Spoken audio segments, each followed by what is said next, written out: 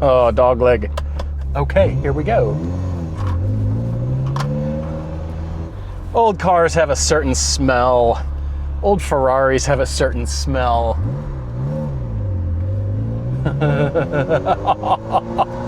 Oh, this is special. Come on, baby. Double clutch. There we go. Oh my gosh. I'm in the Mondial. This is a Mondal T, built from 1989 to 1993. And the Grio's family has one. Thank you to Grio's Garage for letting me drive this car. Great cars, great roads, and all the reasons we love to drive. Road trips, comparisons, test drives, and podcasts. This is Everyday Driver. Oh, listen to this car. Oh, it's so satisfying. Okay, let's get a little bit of airflow. There we go. Let's do that. Oh, everything works. Look at that. This isn't the Ferrari you aspire to because they were underpowered. When they first came out, Mondials were panned because they didn't have enough power, despite the fact that they had a V8 transversely mounted in the rear. I mean, this recipe is a rare car, a 2+2 that is also a mid-engine and a V8. I suppose I want to be attracted to the Ferraris that everyone likes. I want to be attracted to all the high-dollar Ferraris, and I want to really like them. But I almost love the underdogs more, and that's what the Mondial represents to me.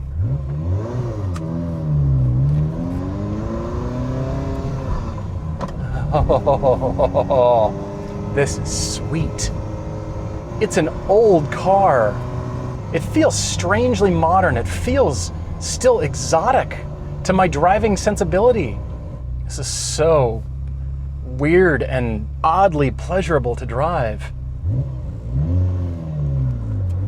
Clutch feels good. Come on, Accord guy, come on. There we go, deliberate shifts. You know, the story of this car and me driving it is about Grio's Garage. It's because they love cars. Yes, they produce the world's best car care in my opinion, but they love cars. They even love the underdogs. I had never driven a Mondial until we took these out. It was Nick and Richard and Todd and I, and we took these cars out and traded out cars, and Philip Grio actually told us the Mondial was the one that you want to be in. And not everybody believed him. I mean, I was willing to take the chance. I was willing to say, okay, I'll have a go. And you might say, well, the Mondial is the ugliest Ferrari. It's not the pretty one. It's not the sexy ones, the ones that get all the attention. They don't interest enthusiasts. When they came out in 1980, they were panned as being underpowered and ugly. It was the V8 out of the Dino, the GT4. And yeah, it had some power, but it was still like 200 or under. And then subsequent variants over the years gave the car a lot more power, and they retuned the car as every model gets retuned throughout the years. From the very beginning, Mondials had independent, unequal length, double wishbone suspension all the way around. That's what makes them handle so well. But the suspension is also rather compliant. It's almost like a sports car masquerading as a GT car. I can feel the soft suspension, but yet it still has that Ferrari breeding. It's almost like Ferrari needed to start really trying to make this car good. And they finally did later in life for the 1989 to 1993 variant called the T. 14 years of production, almost 7,000 of these were built. And the Mondal T is the one you want to buy. It's the most valuable, but there is a reason. Up until this point, all the Mondials had a transversely mounted V8 engine. They started with a 2.9 liter, and it worked its way up to 3.4 liters in this car. But for the Mondal T, Ferrari turned that engine longitudinally, but the transaxle stayed the same. The transmission stayed exactly where it was, forming the letter T. Also, the side vents over here, they're rectangular. Look at this car. What a fantastic representation of the 80s. What a fantastic representation of what Ferrari is all about. I don't care that this little car isn't the quickest thing ever. I don't care that it's almost just needs to be kind of coaxed. It doesn't matter to me. I'm so used to the dogleg. Look at that. Gated transmission. Yes. Oh, listen to that engine. That is just Italian music at its finest. I know there's other Ferraris out there that technically are better, but there's so many reasons to love this.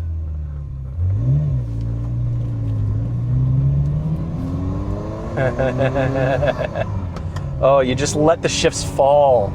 You don't have to do anything. Just push your hand and the shifts just fall naturally. Most of these cars made well under 300 horsepower. The Mondal T is when this car got serious. That's why everybody wants the T.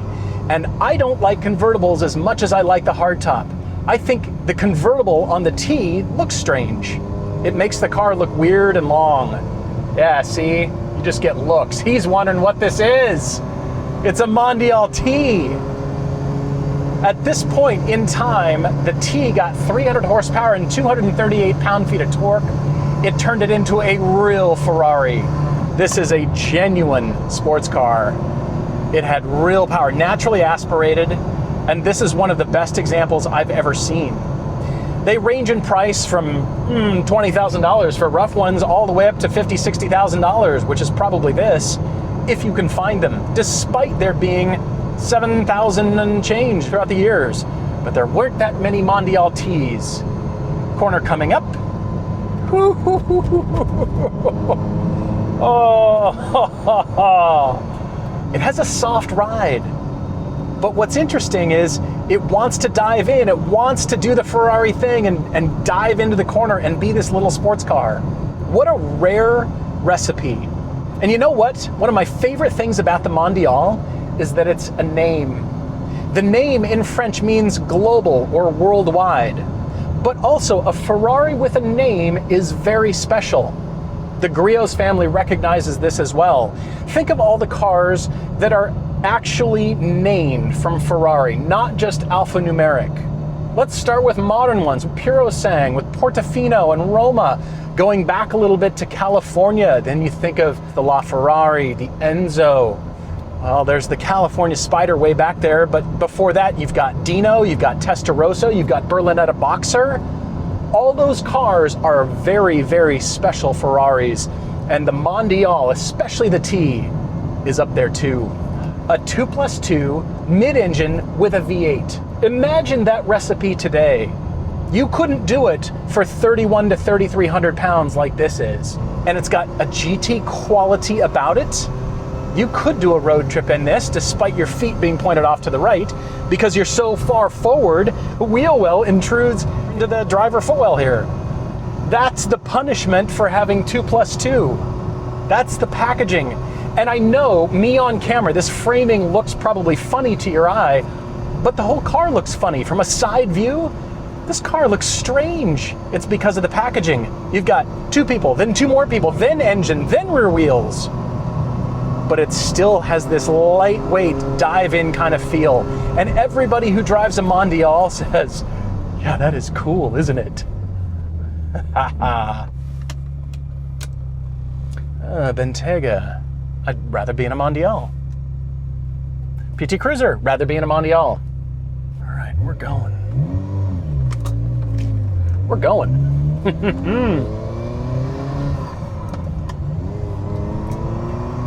It's not one of those cars that you have to grab by the scruff of the neck. It really isn't. You just have to be deliberate about all your inputs. That's all. Here's how special the Mondal T is. It was the first Ferrari offered with power steering and the first one offered with an adjustable suspension. That's right, it's here on the dash. Look down here, this little button. Soft and hard, that's all you need, right?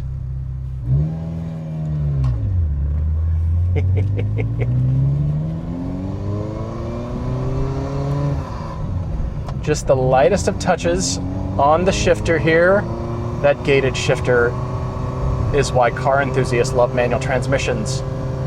That's it. The air conditioner works. The air conditioner works. What a great car. Love this thing. Look, everybody panned the Mondial because of all the crazy Ferrari stories about dropping the engine. Up until 1989, you didn't have to. Yes, there's Ferrari maintenance. Yes, that's an issue. But what's unique about the Mondial is it's one of the cheapest Ferraris to maintain, and it's my understanding that these engines are pretty much bulletproof. Everything else surrounding them isn't. Plastic pieces and rubber and all those kinds of things, those are not. That stuff wears out, of course. But the engine itself, you maintain these things, they should just go and go and go. This one has almost 36,000 kilometers on it, which is low. It's sort of begging to be driven, don't you think? The clutch engagement feels natural. It feels right to me. When I first drove this car, I was astounded at the interactions. This car represents the pinnacle of what sports car enthusiasts of all kinds want. Gated shifter, a clutch engagement that feels kind of heavy but still light enough to be natural, and steering input that's quick and interesting. It's got a GT car suspension kind of a feel. From soft, let's go stiffen things up a little bit. And look, a corner awaits. Oh, that's interesting. It just got a little bit stiffer. And it's very composed through here. Oh, that changed things dramatically. It's not harsh though. Power steering assist and a suspension that's adjustable. Things that we are used to, we take for granted in modern cars, were pioneered on the Mondal T. That's why I like this car. And weirdly, I love the look. I love the style of this as it's rolling. Ha ha ha!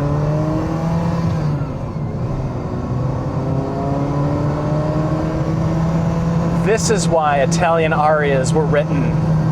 That sound. It just drives so good. It's so pleasurable. It's hard to imagine that this car is 35 years old.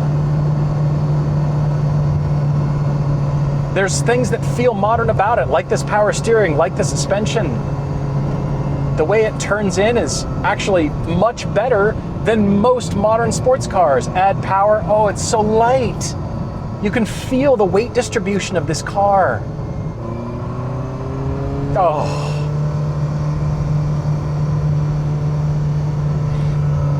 The sound of this engine is very thrashy, very high-pitched.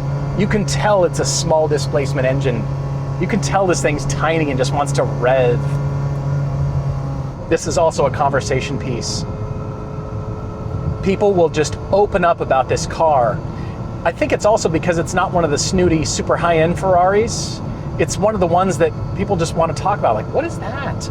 Never seen that before, but it harkens back to the 80s and everything that was the 80s, that the 80s and 90s represented. Look at this interior. Look at the wheel wells intrude. Look how simple the doors are. Look at the latches, how uninteresting and basic they are. Looks and kind of feels cheap, but there's something special about the Mondial when all the parts are together and you fire it up. It comes from that era of just boxes. We just need a dash, we'll coat it in some leather and we'll set the box here, and well, we need a stereo, so let's make a box for the center console. The seats are good, they're narrow and they grip me right here in my ribs, but other than that, they're fairly unremarkable. The seat bottom is weirdly shaped. But look, it's got actual back seats. Yeah, you're not gonna fit big people like me or Todd back there, but kids. It's not the high performance Ferrari that you wanna go take on a track, but this is the cruise around. I just wanna enjoy life. That's why Mondials exist. I'm so attracted to the weird, the ones that everybody doesn't want, but the good versions of them, and especially the Mondal T that pioneered things for Ferrari, that is why I like this car so much. Each of those shifts. is an event. You need a sign-up sheet. You gotta put your name on the list to be eligible to do that. That is just cool. What a cool, angular, weird-looking, everybody knows it's a Ferrari because of the color. This is so cool. How can I not smile while I'm driving this thing? It just runs so, oh, it's so good. This car begs to be driven. What's crazy about the handling is I'm used to a very sharp ratio. This does not have that. It's a very slow ratio. But yet, the front end is so light. It's a thick, heavy, but very interesting and high feedback kind of feel. What a great car. What a cool car.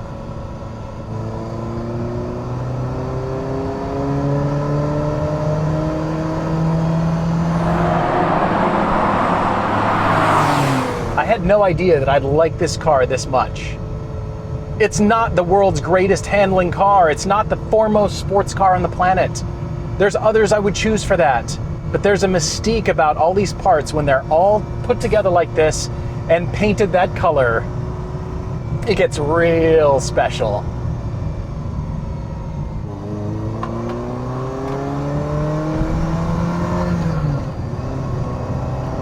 I just want to keep driving and driving and driving.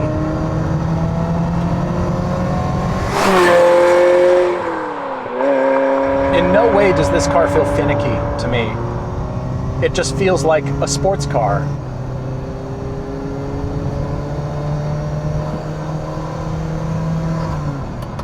I'm so mixed on Ferrari because they have kind of sold every product under the sun. They've put the Ferrari badge on just about everything. But if you want a piece of Ferrari that is actually the flavor, the real thing, you could get a Mondial. Yeah, there will be maintenance. Yes, there will. But look at what this car does to people. Look at the looks you get. Look at the conversations that you get into. And look how it makes you feel.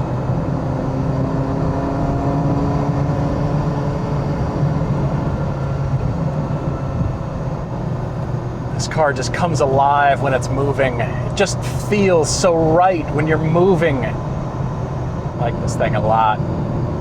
No, I love it. The dead pedal is terrible. My foot is all the way over to the left and it's like on the center line of the steering wheel. What a brilliant car. It feels tiny when you're driving. It just feels right to me. The seating position is good. Look at that. It tracks straight and true. And you've got space for people. I just have this thing for vintage cars. But I guess I have a thing for vintage Ferraris now too. And I cannot thank the Grio's family enough for letting me drive the Mondial. I keep telling you about this car. I keep saying how good Mondials are, how good they sound, how funky they look, how weird they are. Look how good the visibility is. Look at this. The proportions look cool. A sweet car. It's weird but cool. But it's weird but it's cool. But it's weird but it's cool.